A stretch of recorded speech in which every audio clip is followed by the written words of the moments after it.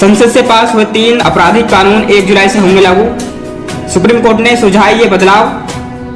Supreme court ने अपने फैसले में महिला उत्पीड़न के झूठे आरोपों पर लगाम लगाने के लिए भारतीय न्याय संहिता में समुचित बदलाव करने पर केंद्र सरकार और विधायिका को फिर से विचार करने की बात कही है। संसद से पास हुए चीफ जस्टिस की तारीफ से सराबोर 3 नए आपराधिक कानून देश भर में 1 जुलाई से लागू होने वाले हैं, लेकिन संसद से इनकी मंजूरी के 4 महीने बाद और लागू होने से 2 महीने पहले ही भारतीय न्याय संहिता के एक अहम प्रावधान पर सुप्रीम कोर्ट ने गंभीर सवाल उठाया है।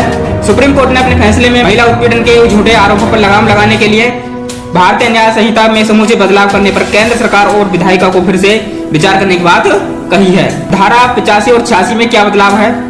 जस्टिस जेबी पादरीवाला और जस्टिस मनोज मिश्रा की बेंच ने अपने एक फैसले में कहा कि केंद्र झूठी शिकायतें दर्ज कराए जाने की लगातार बढ़ती प्रवृत्तियों को रोकने के लिए भारतीय न्याय संहिता की धारा 85 और 86 में जरूरी बदलाव करने पर वक्त रहते विचार करें और सुधार करें, यानी कि ये नए कानून लागू होने से पहले इस पर विचार हो जाए तो बेहतर होगा। बेंच ने कहा है कि केंद्र को इसकी व्यवहारिक वास्तविकताओं को ध्यान में रखते हुए इस पर गौर करना चाहिए।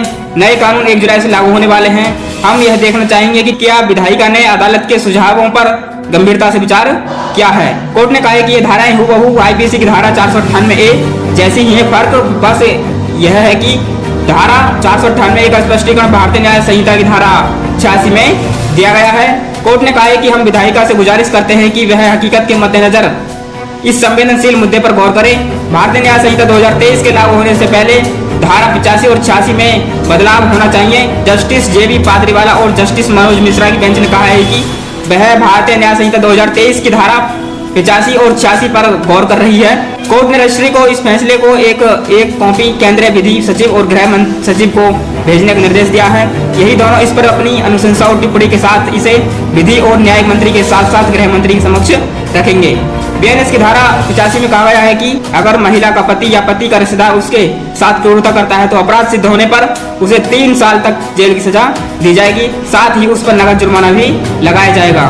इस प्रावधान के साथ भारतीय न्याय संहिता की धारा 86 क्रूरता की परिभाषा विस्तृत व्याख्या के साथ बताती है। इसमें पीड़ित महिला को मानसिक और शारीरिक दोनों तरह से होने वाले नुकसान शामिल हैं। पीठ ने कहा है कि उसने 14 साल पहले केंद्र से दहेज विरोधी कानून यानी आईपीसी की धारा 498A पर फिर से विचार करने के लिए कहा था, क्योंकि बड़ी संख्या में दहेज प्रताड़ना की शिकायतों में घटना को बड़ा चढ़ाकर बताया जा रहा है। यह थी सुप्रीम कोर्ट की एक टिप्पणी। इसमें सुप्रीम कोर्ट ने विधायिका को और केंद्र सरकार को निर्देश दिए हैं, यदि वह धारा 85 और धारा 86 में परिवर्तन करना चाहते हैं तो एक बार